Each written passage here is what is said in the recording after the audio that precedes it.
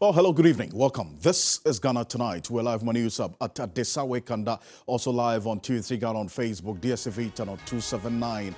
We're all across the world on 3news.com. I am Alfred Ocansey. Tonight, the National Communications Authority has directed telcos to immediately remove from their database SIM cards that have been linked to Ghana cards but have not been fully registered. Does this address the complaints of the identity theft? We continue our conversation on this matter tonight. Stay with us. The Ghana Education Service has commenced investigations into a viral video which shows Ghana Senior High School in Tamale reportedly converting a toilet facility into a dormitory for students. We have the details, including an extended conversation on infrastructure in senior high schools with the Conference of Heads of Assisted Senior High Schools Charles President is going to be joining us tonight. Also, it is emerging that Labour would have to make some sacrifices on their investments and pension funds to help government meet the new deadline of May for an IMF deal. But Labour has vowed it will resist any form of domestic debt exchange program. We speak to the TUC and other Labour unions tonight. Stay with us here on Ghana Tonight as always.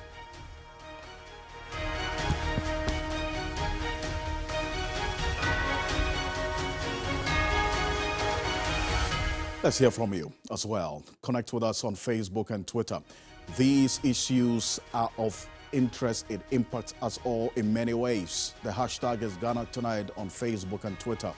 Let's get talking.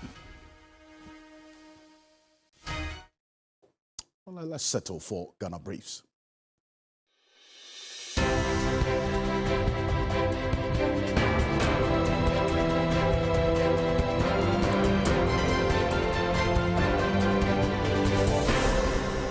Finance Minister Ken Ofori-Atta insists there is no second round of the domestic debt exchange program, despite a leaked offer letter to pension fund managers stating otherwise. Ken Ofori-Atta, however, said organized labour would need to support the government in reducing its debt burden to restore the economy. But the challenge really for us as a nation is the acknowledgement that we do have an economic crisis, and that everybody at some point in time need to put their shoulders on the wheel.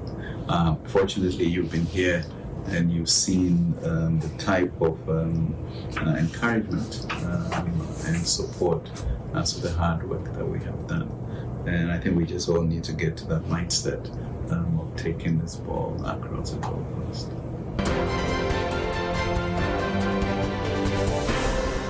The University Teachers Association of Ghana, UTAG, has rejected the government's newly proposed debt restructuring offer, which includes pension funds. The association insists it is still opposed to the implementation of the domestic debt exchange program as it was in the past. UTAG has vowed to fight to ensure that no one robs its members of their pensions.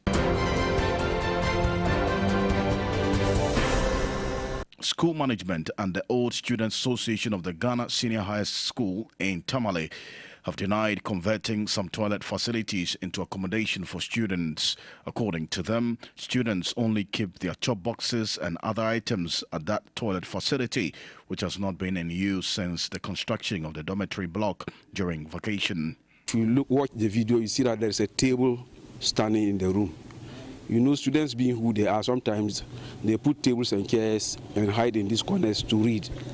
But officially, the Senior Master's Office has not assigned any student to sleep in that particular facility because there's enough space in that particular house. The Ghana Police Service has met the leadership of the National Democratic Congress and the New Patriotic Party, indicated not to interfere with their job. The police said in a statement after a meeting with the leadership of the two parties that they should do their politics and allow the police to do the policing. The meeting, which was called at the instance of the Inspector General of Police, was necessitated by statements issued by the parties and subsequently followed by petitions to the Ghana Police Service, with each party calling on the police to arrest certain individuals of the other side for some alleged offences. The World Bank's chief economist for Africa says increasing interest rates to fight inflation could be ineffective in situations where the drivers are not demand-driven. Andrew Dabalen said the Bank of Ghana and others should find solutions to the supply-side issues instead of just hiking rates. There is a case to be made that the inflationary pressures in a country, in a lot of our developing countries, and especially in African countries, are not always demand-driven, right? So in that sense, you might begin to wonder that maybe interest rates, which are really targeted at suppressing demand, may not be an effective tool.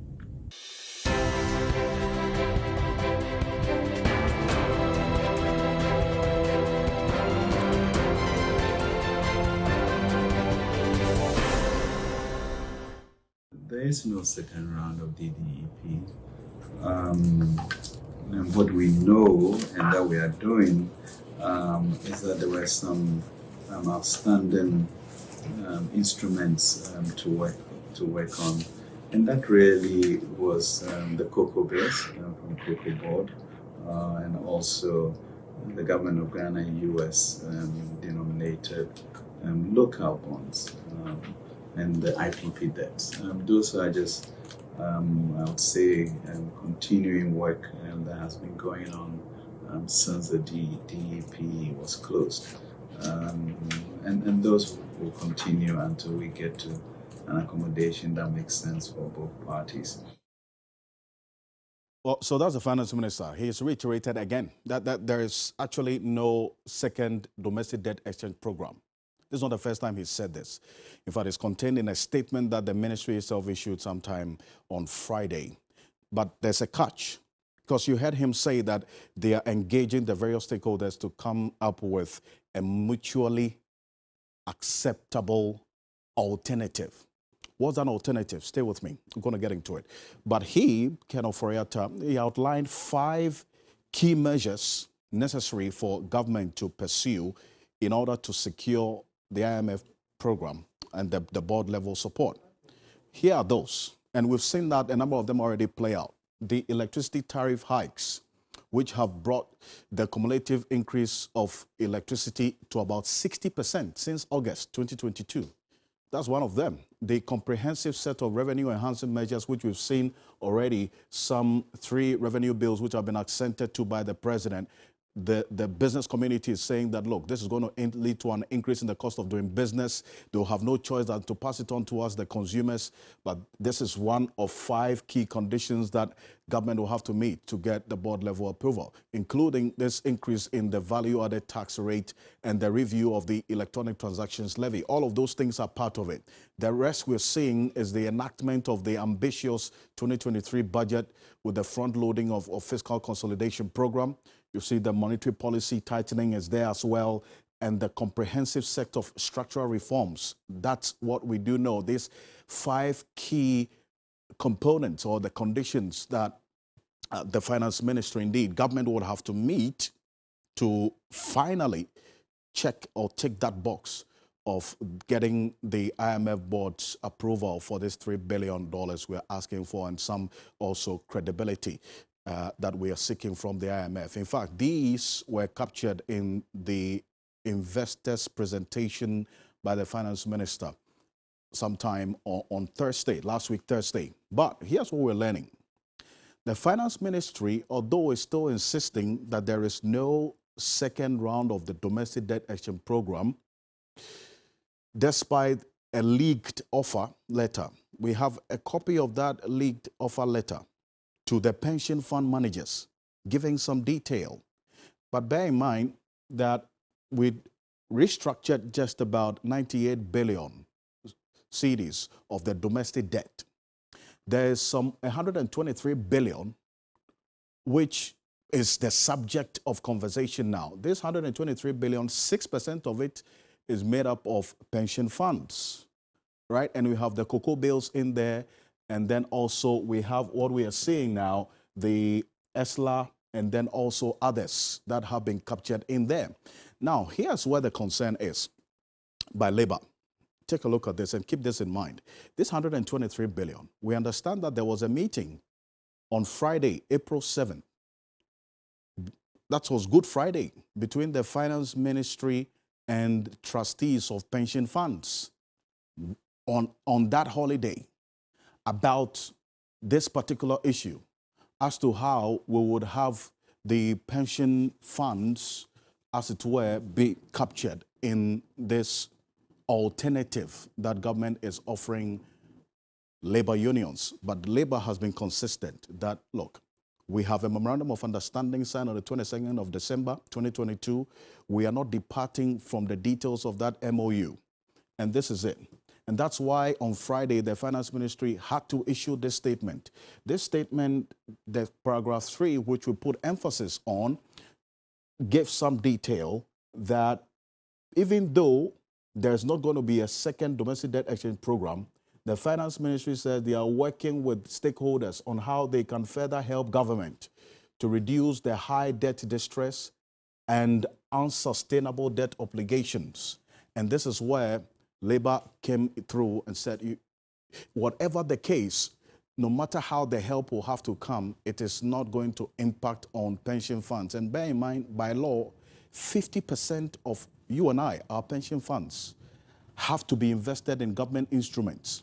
So this is the offer that government, and indeed, gave to the Labour in that leaked letter, which Labour says they will not agree. Take a look at this. Exchanging treasury bonds, exchanging ESLA bonds, which obviously you have some pension funds invested in there, Dachi bonds as well, and then new bonds will be more liquid, same average maturity of 4 to 5 years, similar average coupon, currently 18.5%.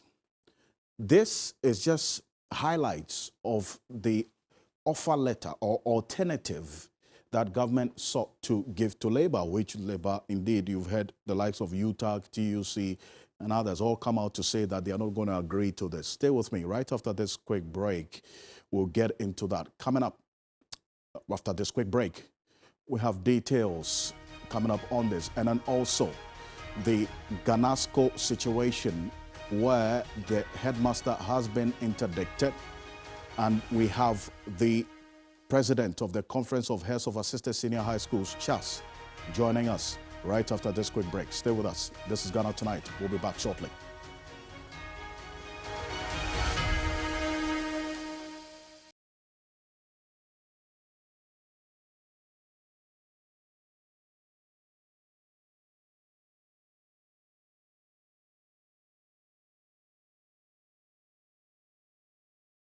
Ladies and gentlemen, we're going to demonstrate to you the superior properties of Flamingo paint as compared to other paint brands on the market. We take equal quantities of Flamingo paint and this ordinary paint. We then dilute them with water. And now, let the test begin. The gentleman on the left is going to apply the ordinary paint, and the gentleman on my right will use the Flamingo superior paint.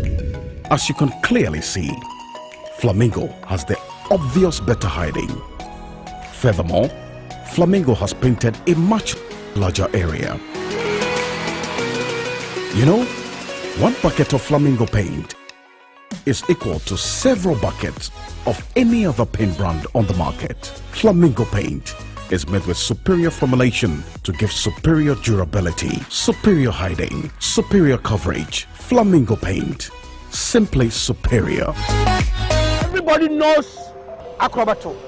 And if you know Acrobato, it means you know M-Punch Homeopathic Clinic. M-Punch Homeopathic Clinic is my pillar. Let's hear what others are saying about M-Punch Homeopathic Clinic. Who will be careful M-Punch one?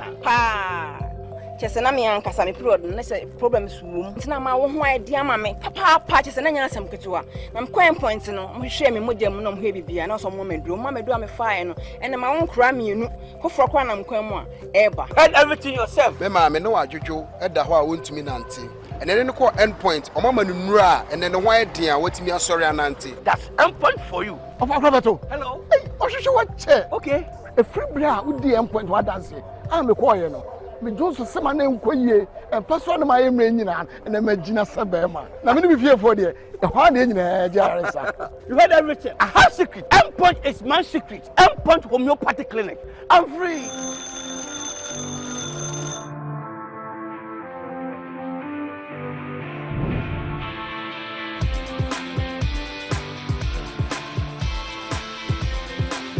You are a major stakeholder in nation building. Your voice matters. Start your day with us.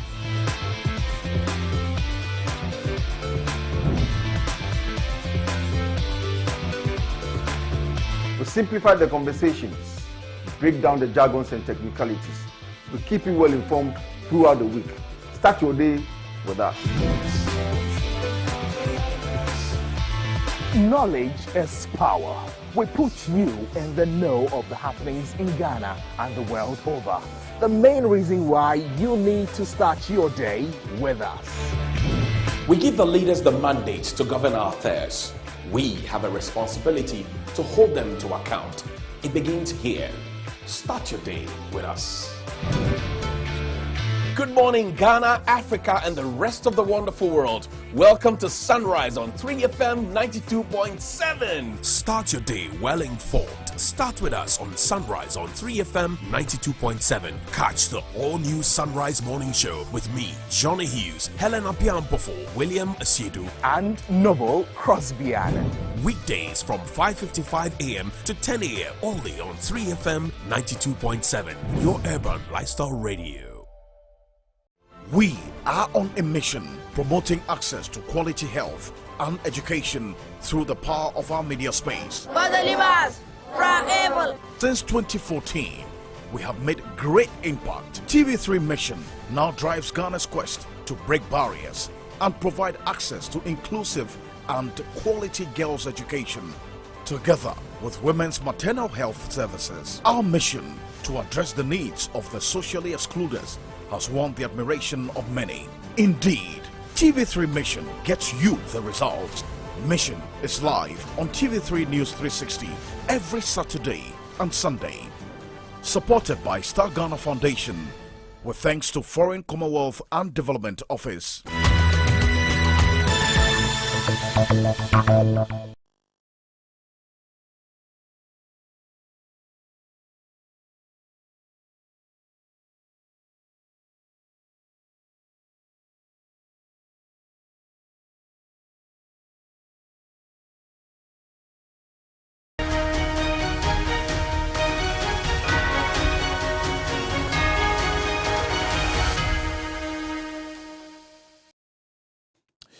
Welcome back. This is Ghana Tonight. Now, school management and the Old Students Association of Ghana Senior High School in Tamale, they've denied converting some toilet facilities into accommodation for students. Now, according to them, the students only keep their chop boxes and other items at that toilet facility, which has not been in use since the construction of the dormitory block during vacation. Now, this comes after the viral video showing some students of that school with mattresses, as a matter of fact, in this same location, which was supposed to be used for a toilet facility. Saibu Fuseni is the senior housemaster. Take a look. If you watch the video, you see that there is a table standing in the room. You know, students being who they are, sometimes they put tables and chairs and hide in these corners to read. But officially, the senior master's office has not assigned any student to sleep in that particular facility because there's enough space in that particular house. The house has the capacity of a minimum of 120 students and a maximum of 150 students. Now we are running a transitional calendar in the school where at each particular time you find only 2 streams of students. Either it's Form 3s, Form 2s, Form 3s, Form 1s, or Form 2s, Form 1s. So there's no way you can have pressure on your facilities. So if you go and watch that particular house, you realize there's a lot of space in the dormitories. And the prefect who was speaking in the video has a cubicle to himself, prefect's cubicle to himself. So, well, whoever did that story knows what motive he has behind him. That's the school authorities, and you would obviously expect that they would speak to try to explain this, or some see this as a defense as well. And if the students are there, if it is not sanctioned by the school authorities, how did they get in there? Well, our Northern Regional correspondent Christopher Mwako also spoke to the regional minister, Alhaji Al-Hassan Shani Shaibu, the Northern Regional Minister, on this, and he went there as well.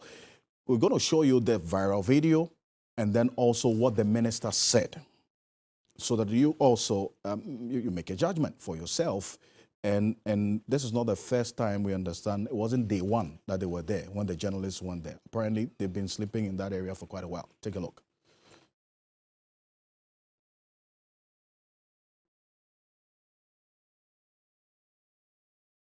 So for somebody to say that students are using them as dormitories, that could not be true. It's unfounded, because the space in between those cubicles cannot even permit a bed or a mattress to be laid, let alone to be used as a dormitory.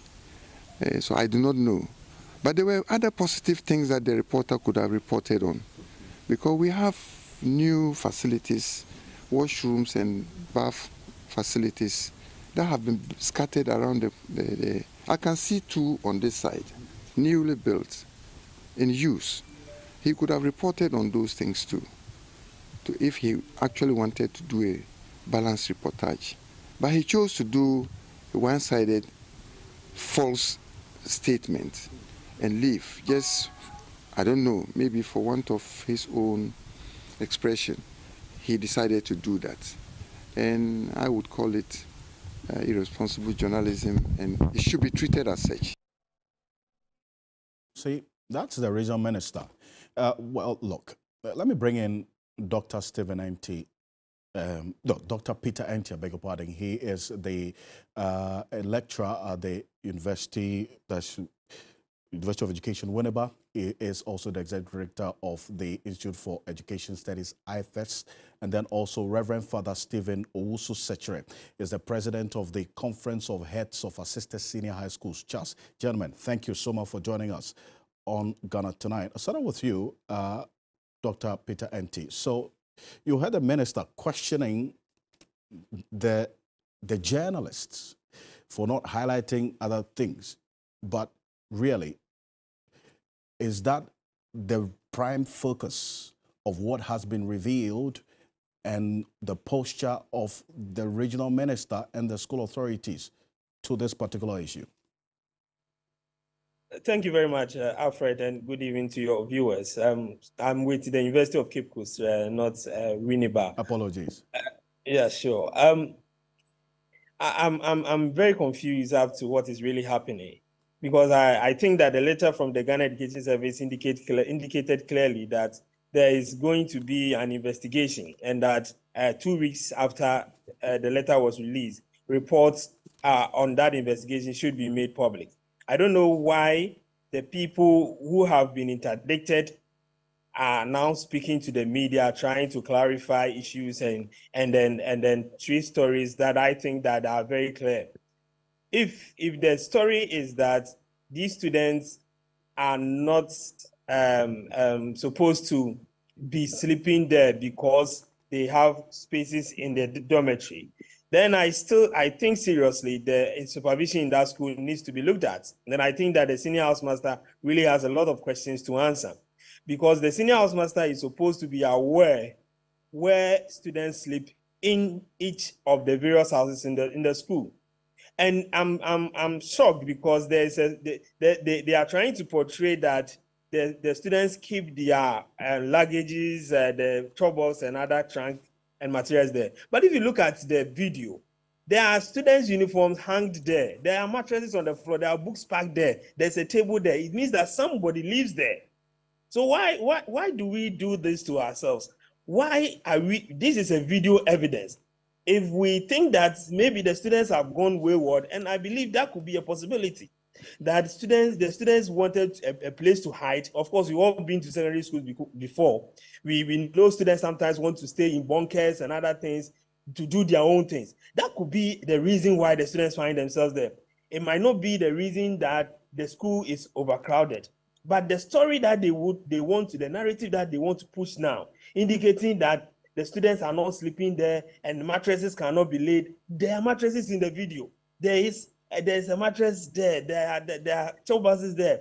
There are books packed there. There are desks there, which shows that people are living there, and the students that spoke indicated that they live there.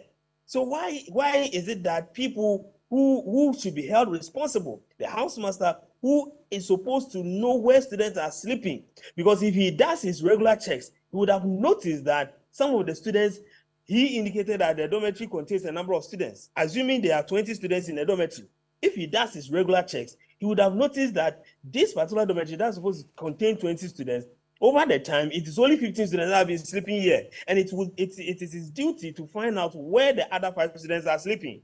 So please, these are the things that get some of us very worried, because this, to me, is not news. We have seen reportage of congestion in various schools. We have seen instances where students sleep on their trunk and other places. These are challenges, real challenges that students are living.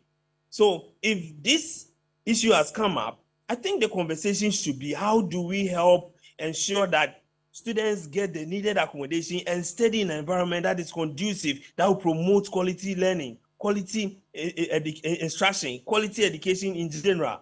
And let's not always seek to discredit and and the regional minister wants to dictate the kind of story that a journalist should do, because this story does not go down well with him. I don't think that is how, if we continue that on that tangent, we are going to make any progress or headway when it comes to education in this country. People are going to keep quiet and watch on when students are suffering, because they know that when they bring some of these things out, they will be discredited.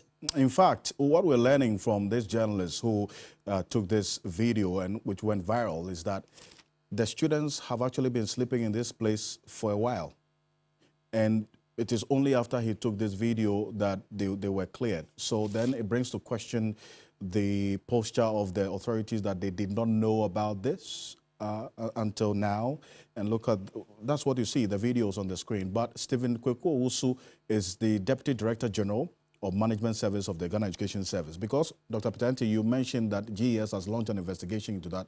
This man is the one who has been detailed by the GES to go to the school, to go and gather information. And this is what he had to say. See now is that because I was sent by a Director General, it will be proper I get back to him and submit my report to him. So if it becomes very necessary for us to engage the media again, we will let you know what is actually no way that we can hide from the media, because in the media. Let's go to the CHAS, Conference of Heads of Assistant High Schools. Reverend Father Osuseche, thank you so much for joining us. You're the president of CHAS. What briefing have you received about this particular issue? First saw this on Facebook, and immediately I called the regional CHAS chairman in the northern region, Mr. Felix Kwame, and I asked him what was going on.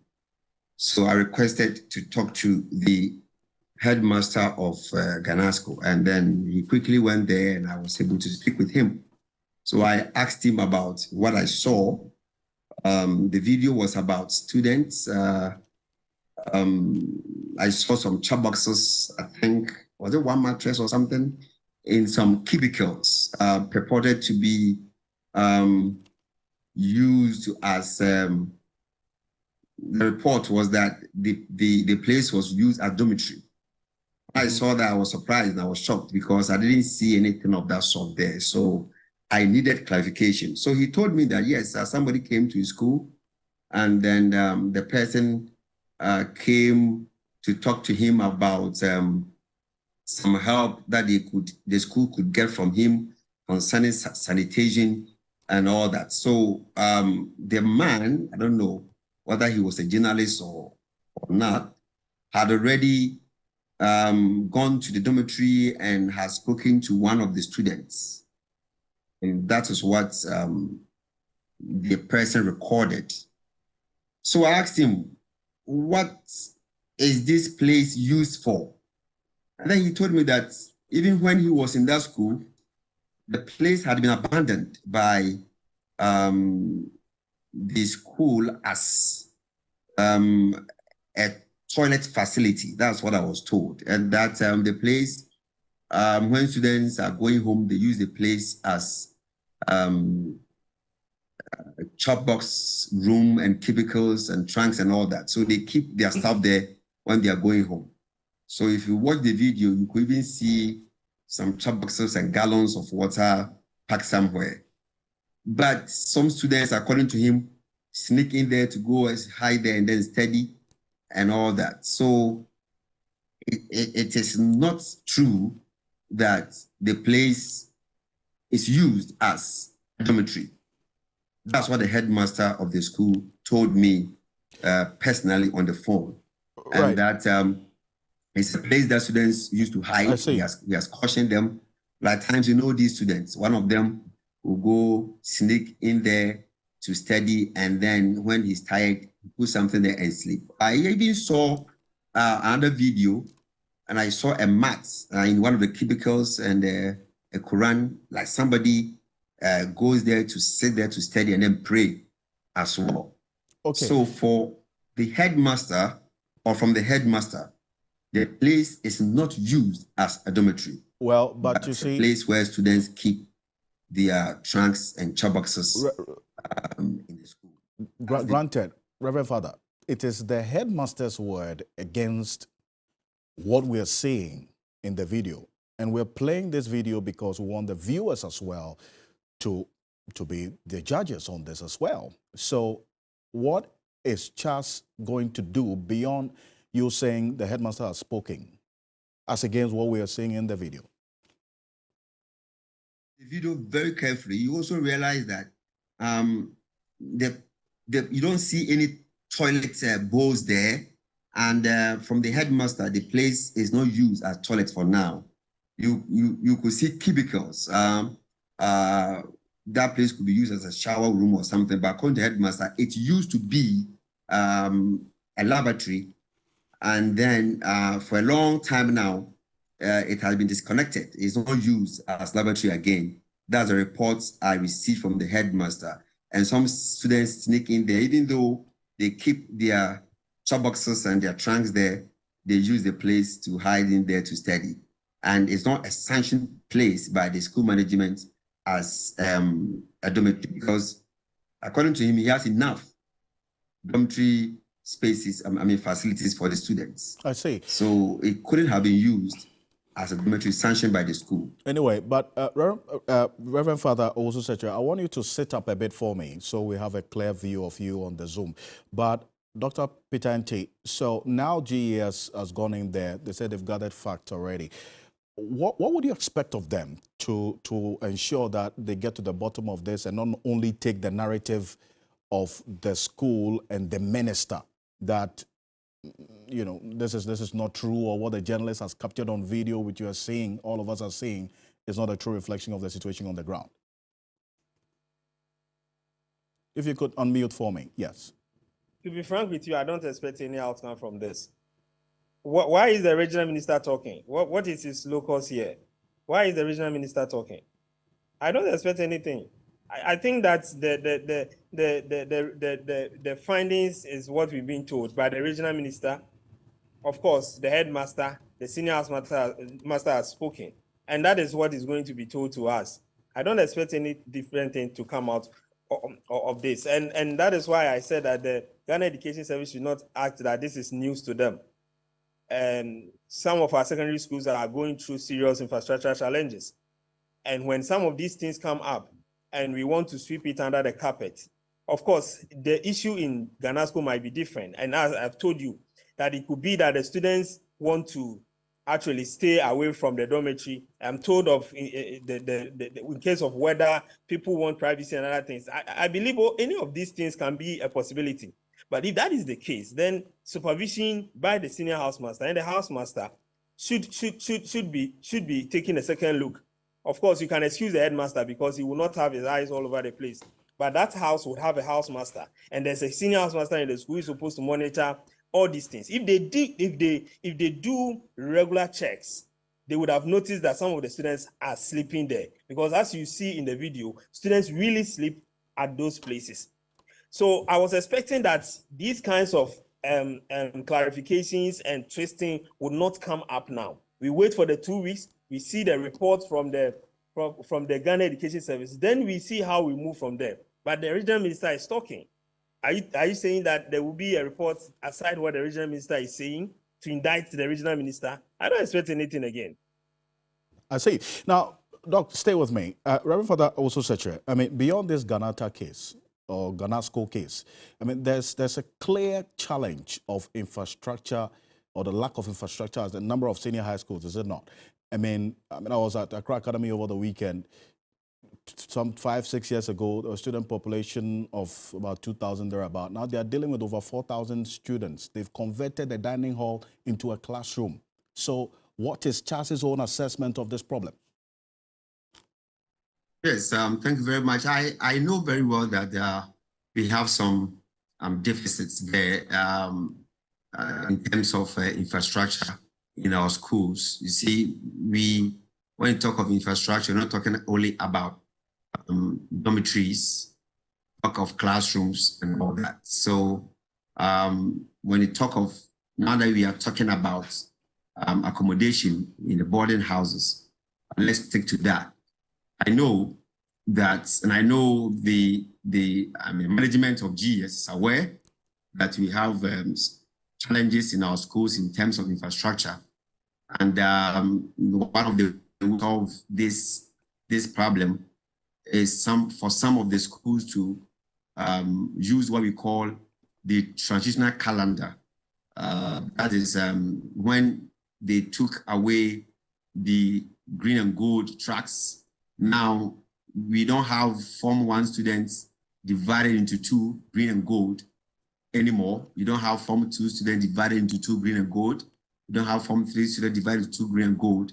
But what we are doing now is that, yes, the numbers that the school, for example, come to Pukua School, my school, we are almost 4,000. And if you check the numbers, Pukua School with its classrooms and the dormitories will not be able to accommodate all these almost 4,000 students at the same time. So what we are doing now is that instead of green and gold, Form 2 students will always come and pair with Form 3 students, and then they spend some time in school, they will vacate, and then the Form 1 students will come. And then, because Form 3 students are almost ready to write and getting prepared to write the exams, we try to keep them in school. And then when we do this, the schools are able to accommodate the numbers that came in because of free SHS. So that's what we are doing now. And anytime a school is able to complete some of the infrastructure facilities that were on campus that were not completed, then the school will write and then wean itself off this transitional calendar and then go single track. And I know some schools are no more using this calendar, and they are using the single track where all streams, Form 1, Form 2, Form 3, will just vacate and go home and come back like we were doing before.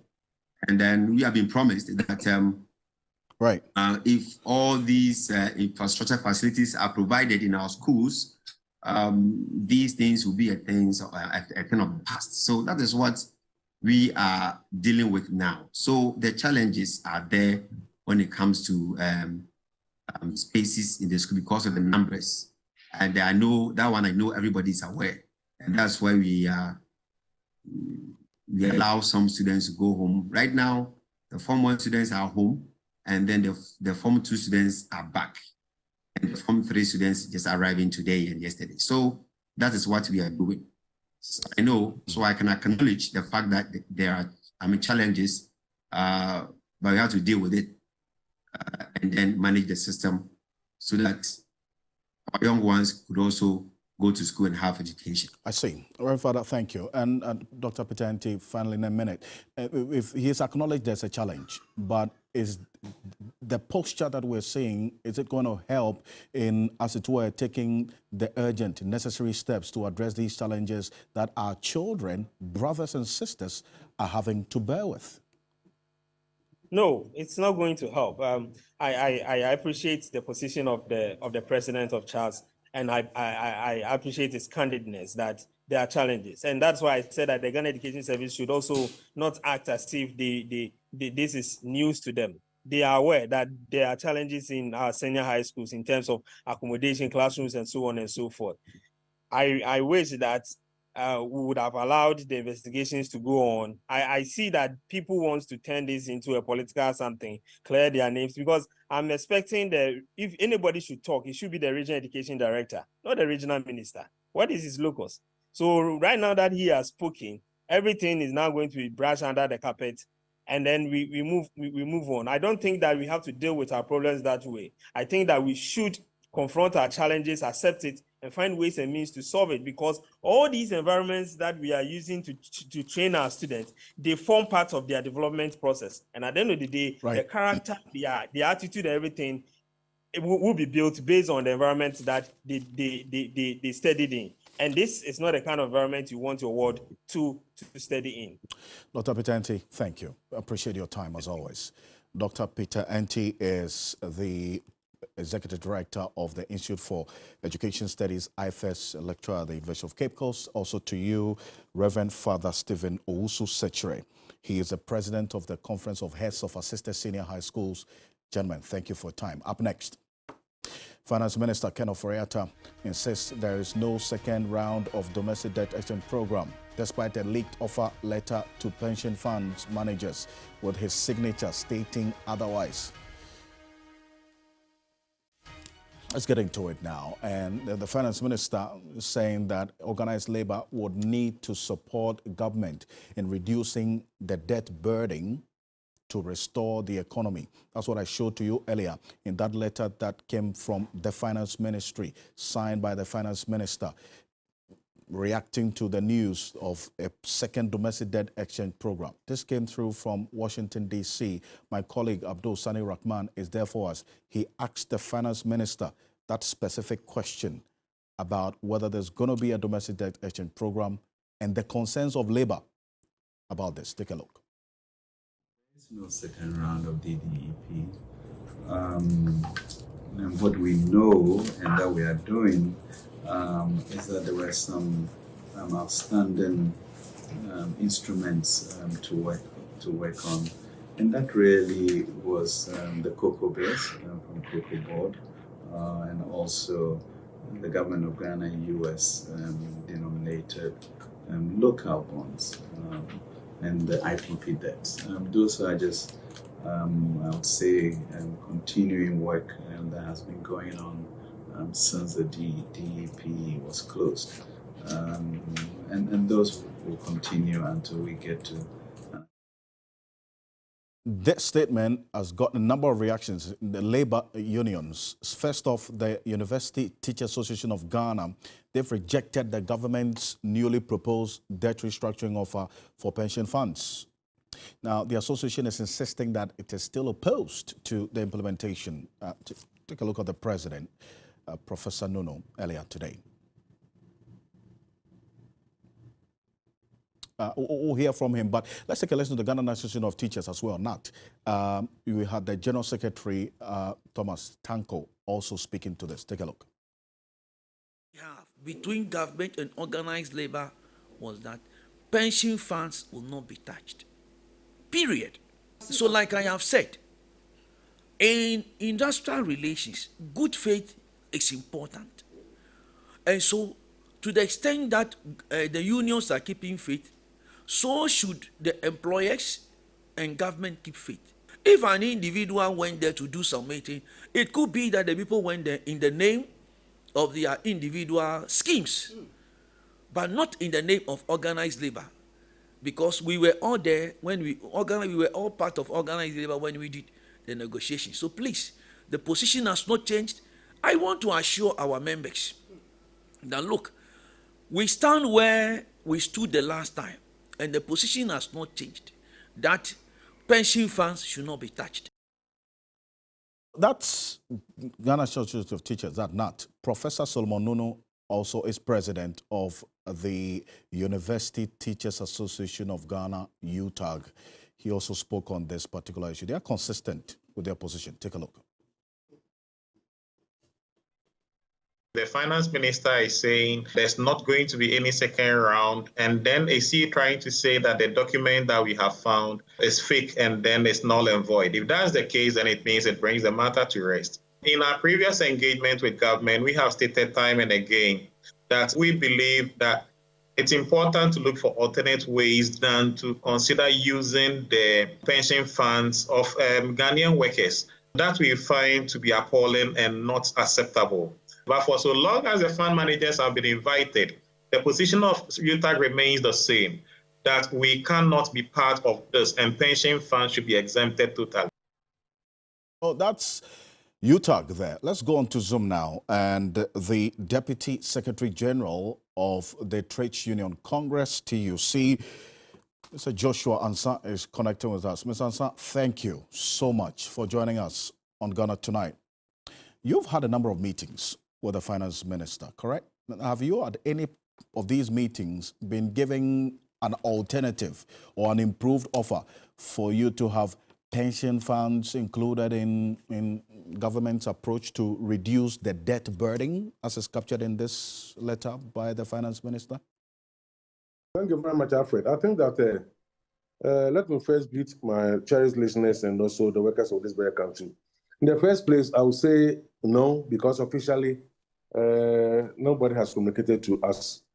And all what we heard on Monday was that during the Christmas, the Easter Friday, the finance minister called a meeting, but I don't think we are represented because I did not receive any letter, any invitation, and as well as my colleagues, I've just checked, and none of them seems to be a participant of that very meeting. I see.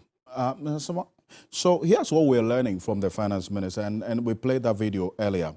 He made reference to the memorandum of understanding signed between you, Labour, and indeed government on the 22nd of December. And he says that based on the details of that, you both agreed to pursue mutually beneficial options. And discussions have been ongoing about these mutually beneficial options, which includes some of the help that he is asking for to reduce the government's debt burden. So he sounded surprised. Ms. Ansah. Can he be surprised? Because you have signed an MOU, fantastic. We have said we will all try to mutually come out with an options that will be very beneficial to this very country. I believe that in the sense of any relationship, I think that it's best for one party to call on the other party that maybe I'm making reference to the MOU signed that we'll be doing A, B, C, D. So we are now ready, come and let's talk. But if that has not come, and one party sits somewhere and says that he's referring to the MOU and he started bringing an option, I don't think it's very fair. In any case, we have stated in the original MOU, which said that our pensions has been exempted, and you know the reason why we fought for that exemption from this debt exchange program, and we are still standing by it. If government now thinks that he has an alternative, has an options, and why can't he invite us to a meeting so that we all sit down at the table and consider whatever proposal that he is bringing on board? If the proposals are good, we are all Ghanaians, why not? But if you think that it's still going to affect our pensions, I don't think it will be realistic for us to actually accept that new proposal. So you shouldn't be surprised because it's a game that we are all playing. Yes, in the first MOU, Labour said that you will help government to mutually to look for a mutually beneficial options. If you think that you have seen some options, why don't you call us to a table so that we discuss? In any case, during the first meeting, Labour laid down all the alternative options, which we think that government can explore.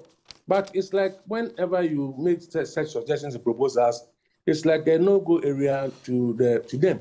And the only easy way is for the pensions to be touched. But that one too, my brother, I don't think it's going to be easily accepted. I mean, workers will not accept that, and we think that the first MOU should remain untouched and holy so that we can move on this country. And government must look for other alternatives to raising money. I see. So for you, your position is consistent. I mean, you are the mother union of all these other various labor unions. Your position is consistent that that's the pension funds of workers is a no-no for any discussion to reduce the government or the debt burden of this country, correct? For now, if you ask me, I'll say that our original position still stands. In any case, organized labor is meeting any day soon, anytime soon, to actually make its position known to the government and to the people of this country. Just soon or sooner, you'll be coming out with our position.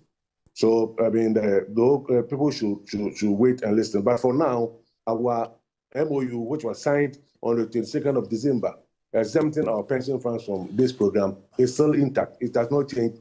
And the leadership will not do anything contrary to that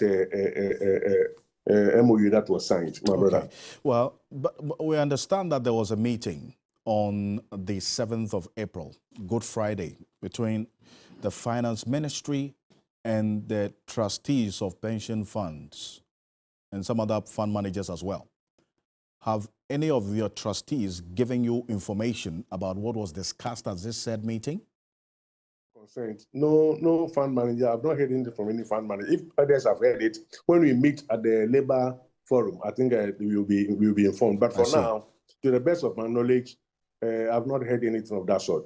But I think that I have given my money to somebody to manage for me. So if you want to do anything with that money, I mean, the fund manager has no locus. He has no authority to decide on what my money will be used for, because it's an agreement between me and the fund manager. What I have asked him to do is what he should do. So if there's going to be any changes, and they have no power to go and sit down and say we are going to do this without recourse to the people who made the contribution to he or she, the fund manager. So that one is a non-starter. They have not told us anything. If they have anything crowd to tell us, I don't think it's proper. Let's if government thinks that he has an option that is favorable to all of us, let's discuss. But one party cannot just say that I'm making reference to this and that and do whatever they want. I don't think it's fine. I see. But this, and finally, and I'm going to have you go, because the finance minister in his statement, and which we put a copy on the screen earlier, indicated that although there is no second round of domestic debt action program, they are seeking the help of stakeholders. That's in paragraph 3 of that statement from the finance ministry, the help of stakeholders to help reduce the debt burden.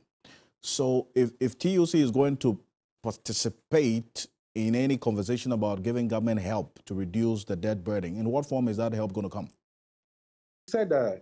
We said that pensions are inadequate for workers in this very country, and it should be left intact. Meanwhile, we made a lot of suggestions to the government. Right. That one, government, there are so many expenditure in this country which we think can be reduced. There are a lot of wastes in this country which we think that when those wastes are stopped, it can also bring on board money to this very country. Tax collection, we don't think is very effective in this very country. The poor and the workers who have been paying tax from the day of Adam are the same people who have been paying tax. What about all those who don't pay tax in this very country?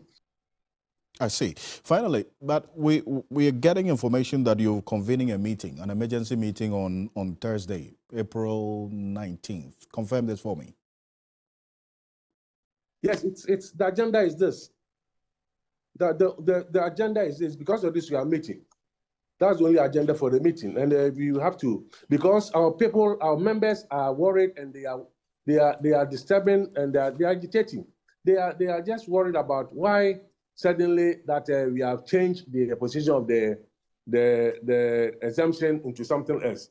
Meanwhile, we have not done so. We must let our people know that we have not sat down with any government or any finance minister or whoever to have any new proposal. If the government is proposing nothing, then we think that the proper procedure must be followed so that we can all come out with their decision. But you cannot make reference to an MOU, which was signed on 22nd December. One party just should naturally say that because of that, I'm doing A, B, C, and D.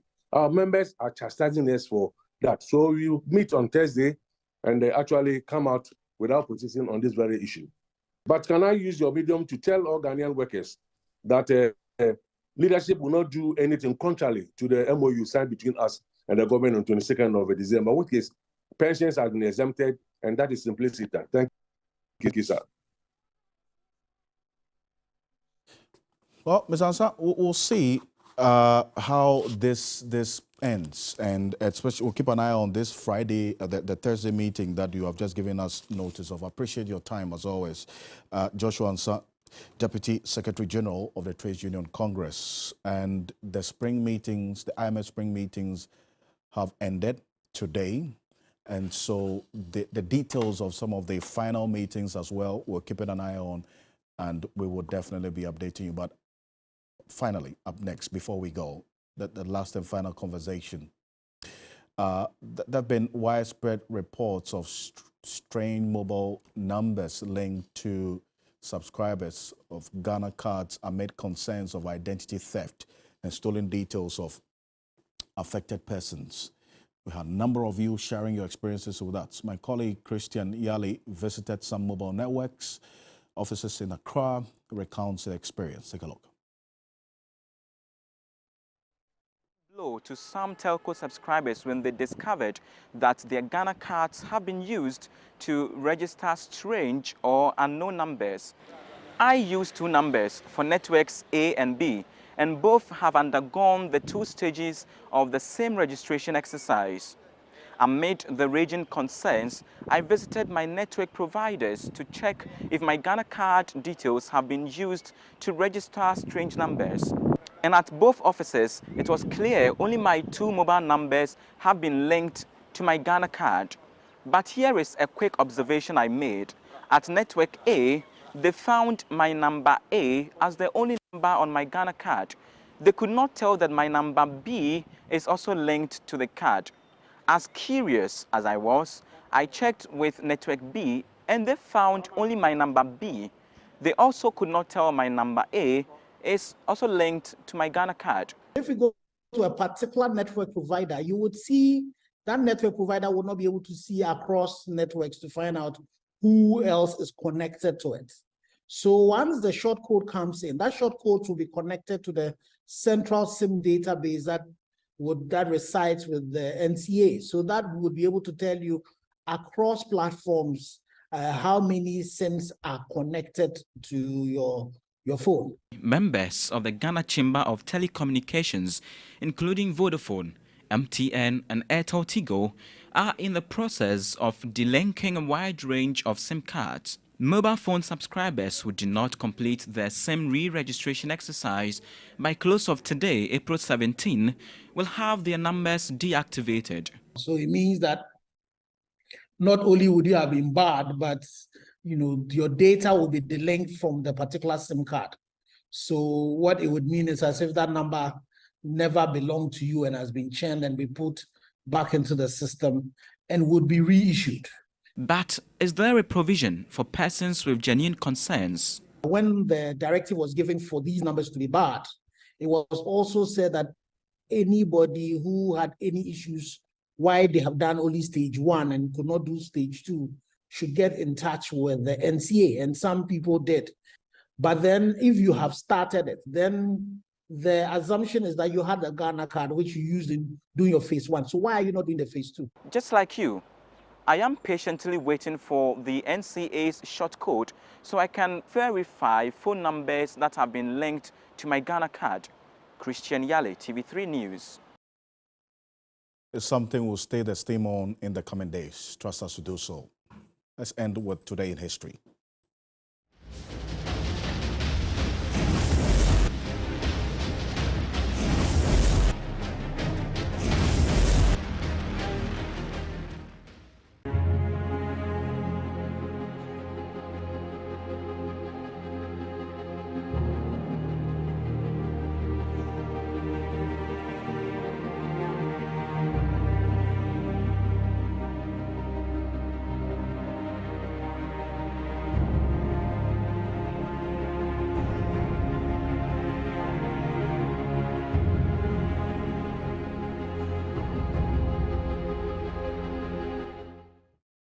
You can find more on 3news.com. That's it for Ghana Tonight. Join me same time tomorrow. On behalf of the rest of the team, we appreciate your company. I am Alfred Ocansey. Have a good night. Ghana Tonight is brought to you by Flamingo Paint. Superior durability, superior hiding, superior coverage, simply superior.